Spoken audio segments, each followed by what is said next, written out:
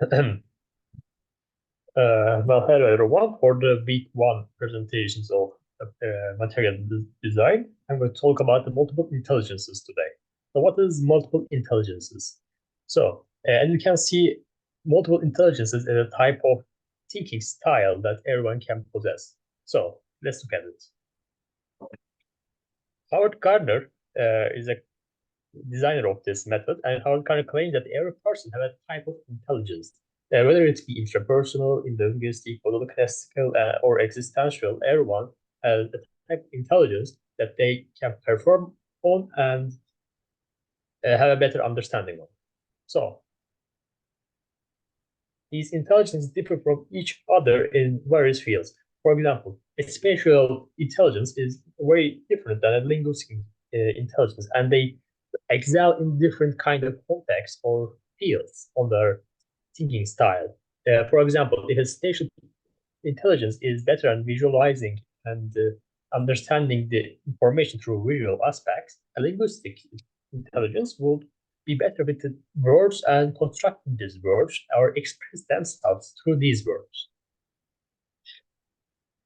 And multiple intelligences can be observed across everyone. So it is a very common to see these intelligence types on different people. For example, you might have these intelligences and you might not notice it for yourself, but and everyone you see have a type of intelligence that they can be better on. So, if you are familiar with these intelligences, which one do you think you have? You can think about yourself, but we will be explaining these later on again. So in multiple intelligence is a type of we can describe that as a branches of the tree, such as like this, and let's branch them out here.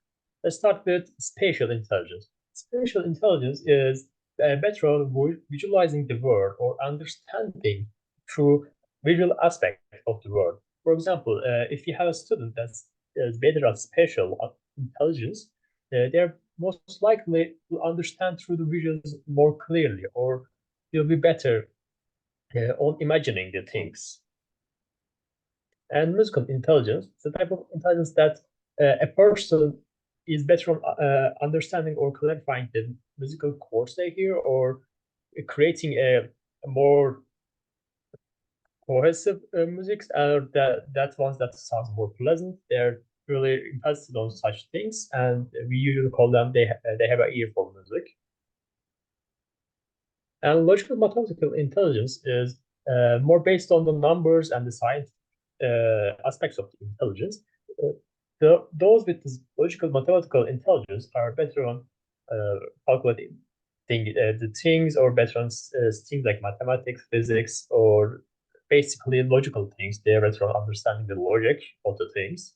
And we have linguistic competence, and people with linguistic intelligence are better on constructing the words rather than numbers. They are better on expressing themselves through words rather by writing, or let's say speaking perhaps. They're basically are very good at creating the words, and we can say that they will be better at excelling the language type of lessons.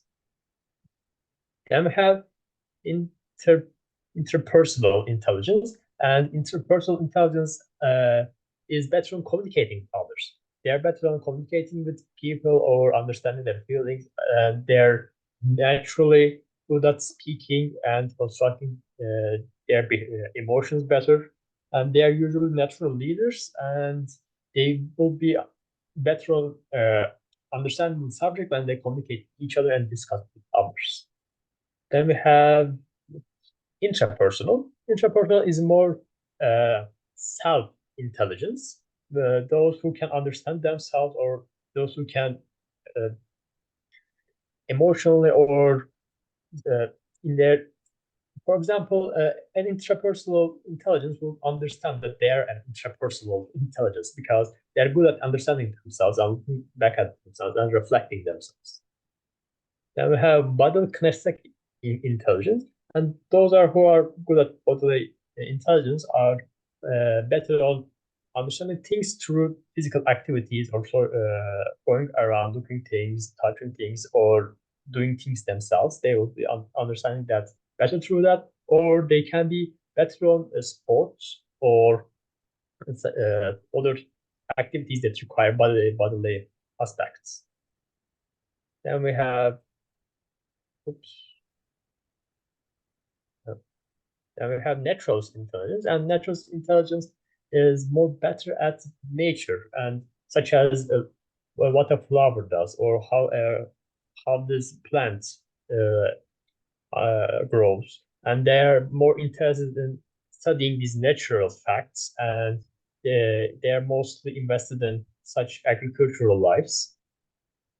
And lastly, we have existential intelligence. Existential intelligence is, I think, is kind of all of them. It's just it is focuses on the creation of life, or more, let's say, things that as answers on life, like more like godly thoughts. They think about the universe more, and what's the creation of life, and the more other topics like such as that. So we talked about this intelligence, and let's think about this intelligence in a classroom environment. And that's classroom environment, we have a lot of students, and all of these students might have a different type of intelligence. So as a teacher, how can we solve this problem? For example, in our class lesson, we try to put all of these intelligences in our classroom, but it might not be possible since we have a limited time to play. So, for example, we have these kind of like spatial, musical, and interpersonal intelligences, but we don't have enough time to actually put all these intelligences in one lesson. So what can we do about this situation? So let's look at this more problem. Let's look at this problem. One of the problems is suggested from Vygotsky is that we can separate the class into 3 segments, or more segments if you would like. And for this such an example. For example, in the first segment, we can put the students in a group and ask them to think about or discuss about this topic or activity we are given. We are asking them to, for example, in this context, we are asking them to like draw a thing or create a poster. But for the first segment, we are asking them to think about this first, make a discussion. So this discussion will be supporting their, for example, logical or interpersonal intelligences in the first segment. And when we go to the second segment, we ask them to create this a poster or create this image.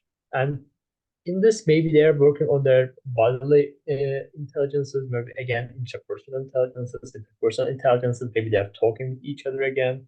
Maybe they're using their spatial intelligences to comprehend and think about the poster, and then create this material from this at this segment.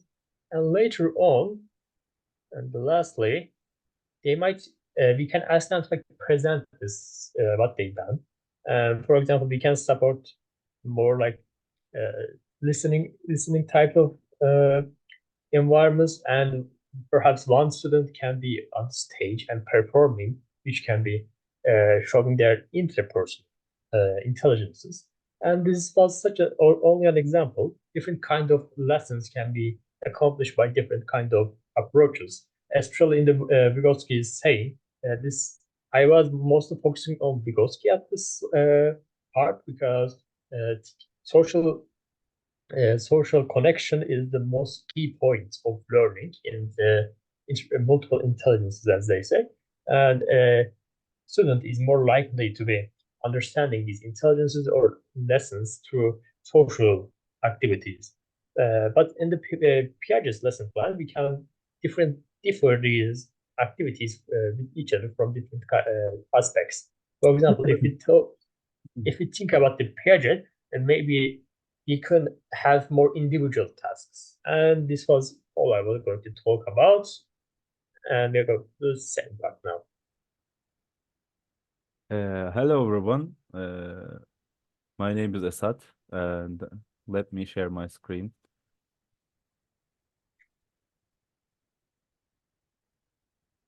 Yes. Hello everyone. Today I'm going to talk about different learning styles. First of all, every person perceives knowledge differently. Uh, Let me change that. Huh. Yes, some can remember pictures, some can identify sounds, some can remember what they did in an experiment in elementary school, like boiling water. And we prefer our own learning styles. Some people prefer doing an experiment. Some people prefer reading, or others listening. Everyone prefers some style over the others. And in the school, if your teacher picks one style over the others, uh, everyone might not learn perfectly. So if a approach is encouraged by a teacher, some people will work and learn less effectively than others in the class. For this reason, all teachers must be aware of these learning styles.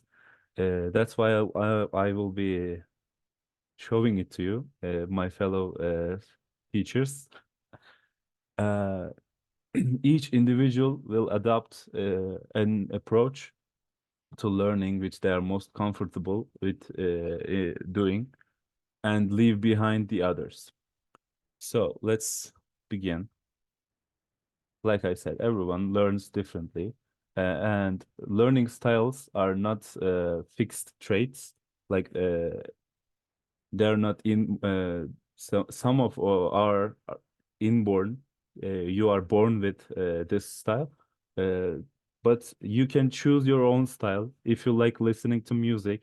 If you like watching movies, uh, you might be a visual learner. If you like doing sports, doing experiments, you might be a kinesthetic learner. Learners are able to adopt new and different styles in different contexts for maybe each uh, lesson, each class.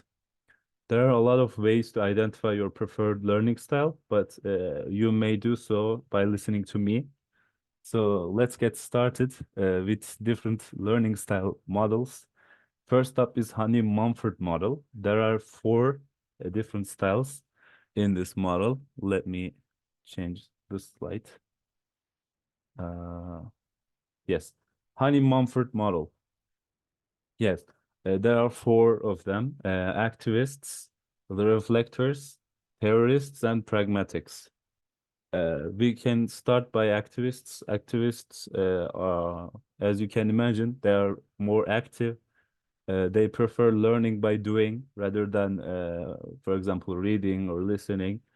And they thrive on novelty. They love new things. They love giving something a try. Like if you never tried the food before, the activists love trying out new things. And we have reflectors. Reflectors stand back and observe everything. They learn by observing. They have visual capacities in their brain, and they collect as much as information as possible before making any decisions. They rely on their logic for making decisions, and they have a saying for reflectors. They always look before leaping. And we have terrorists. Terrorists like to adapt and integrate all observations into their own frameworks. They have their own uh, style of thinking in their mind, and then they integrate it into every knowledge they can find, and they learn by doing so. And we have pragmatists, always seeking out new ideas. They are mostly creative, and They are inventors. They will take the view, like if something works, it's okay. I won't touch it. But if it doesn't, there's you can make an effort to analyze why it failed. And we have, sorry, uh, we have a more basic model that everyone knows. These are visual, auditory, and kinesthetic learning styles. Kinesthetics are like more activists. They enjoy physical activity, field trips in schools. They like touching objects and other practical first-hand experiences. Like they love touching new stuff, and they remember how it felt. They often find it difficult to keep still and need regular breaks in classroom activities. I'm kind of like this because I cannot sit still for 10 minutes. And we have visual learners. Like I said before, if you like listening to, if you like watching films, if you are observing everything, and you can remember what you've seen before, you might be a visual learner. And auditory, as you can imagine, it's i- it's done with hearing. If you like listening to music, if you like listening, if you can understand by just by listening your teacher in the class, you might be an auditory learner. And we have another complicated model. We have six, sorry, eight styles. Eight styles are extroverts, introverts, sensors, intuitors, thinkers, feelers, judgers, and perceivers. I'm gonna go through them just a little. Extroverts like me, who are happy to try things out, like activists, and who they are focused on the world and the people around them. Introverts are more in like they are lone wolves. They are most likely to think things through and focus on the world of ideas. And sensors, they tend to be practical and they go over the details a lot. Intuitors, they imagine things and they go with their intuition. They trust their guts. And thinkers are more skeptical. They doubt everything. And we have feelers. Feelers appreciate the feelings and they tend to make decisions based on their personal and humanistic considerations. We have judges. They make plans. They set and follow their agendas. They seek closure and completeness even without having the full picture. And lastly, we have perceivers. Perceivers adapt to changing circumstances and will uh, they perceive everything around them and they seek completion. Uh, Lastly, I want to talk about Piaget. My friend Harun talked about Vygotsky, and they have a few different ideas. Firstly, Piaget and Vygotsky are both cognitive constructivists. They But Vygotsky says children you can show a child what to do, but Piaget says uh, don't show them what to do. Encourage them to find out on their own, so they can learn how to learn.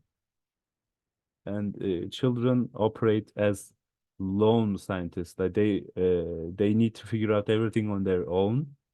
That if you encourage them to learn everything on their own, in their later life, they will be better at solving problems, at human relations, and